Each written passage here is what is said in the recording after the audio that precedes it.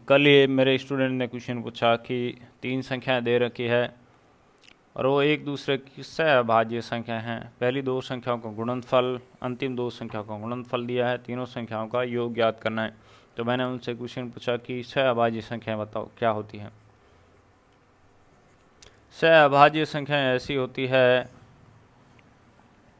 जिनका यदि हम कॉमन फैक्टर देखें तो उन दोनों में आपका कोई भी कॉमन फैक्टर नहीं होगा, यानी सभी के फैक्टर क्या होंगे, अलग अलग होंगे। जैसे 3 और 5, इनमें कोई भी कॉमन फैक्टर समान नहीं है, ठीक है।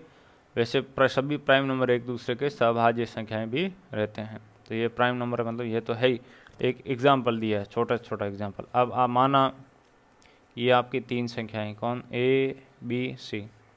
अब ए गुणा बी जो दे रखा है, दूसरा बी गुणा सी जो दे रखा है, ये मामला है। अब देखिए यहाँ पर क्या करें। यहाँ पर यदि देखिए एक बात बताऊँ, सिंपल है, आप भी सोचेंगे कि हाँ ये बात तो सही है सर। यदि हम इसको ऐसे कर देते हैं, देखिए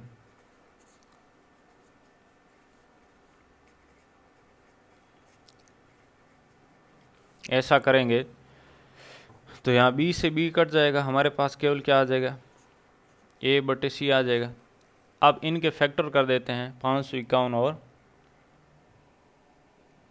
अपना 1073 के। तो 551 के हमने फैक्टर किए तो आ गया 19 गुणा 29, इसके फैक्टर किए तो आ गया आपका 37 गुणा 29। एक तरीका यह है, एक दूसरा तरीका भी मैं आपको बताऊंगा, क्योंकि ये हो सकता है कुछ विद्यार्थियों के लिए मुश्किल हो रहा। तो 29 से 29 कैंसिल हो गया, क्या आ गया 19 बट्टे 37, यानी यहाँ ए का वैल्यू कितना आ गया 19 और सी का वैल्यू आ गया आपका 37, और जो कटा है वो किसका वैल्यू है, बी का वैल्यू है।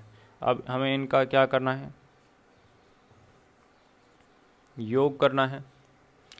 तो योग कितना आ रहा है, देखिए 18 और 7 25, 2 क्रिया आ गया, 3 3 6 2 8, आपका 85 आ रहा है।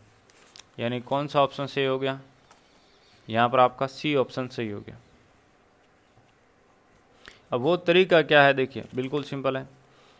दूसरा तरीका मैंने बोला, एक और तरीका बताऊँ। इनका एचसीएफ लेंगे। एचसीएफ क्या होता है, ऐसा फैक्टर जो यहाँ भी है यहाँ भी क्या आ जाएगा, बी आ जाएगा। यानी इनका यदि हम एचसीएफ लेंगे, जो वैल्यू आएगा वो किसका होगा, बी का वैल्यू होगा। फिर बी का वैल्यू यहाँ रखेंगे तो इस साइड डिवाइड में चला जाएगा, ए का मान आ जाएगा। बी का वैल्यू यहाँ रखेंगे, सी का मान आ जाएगा। ऐसे भी कर सकते हैं।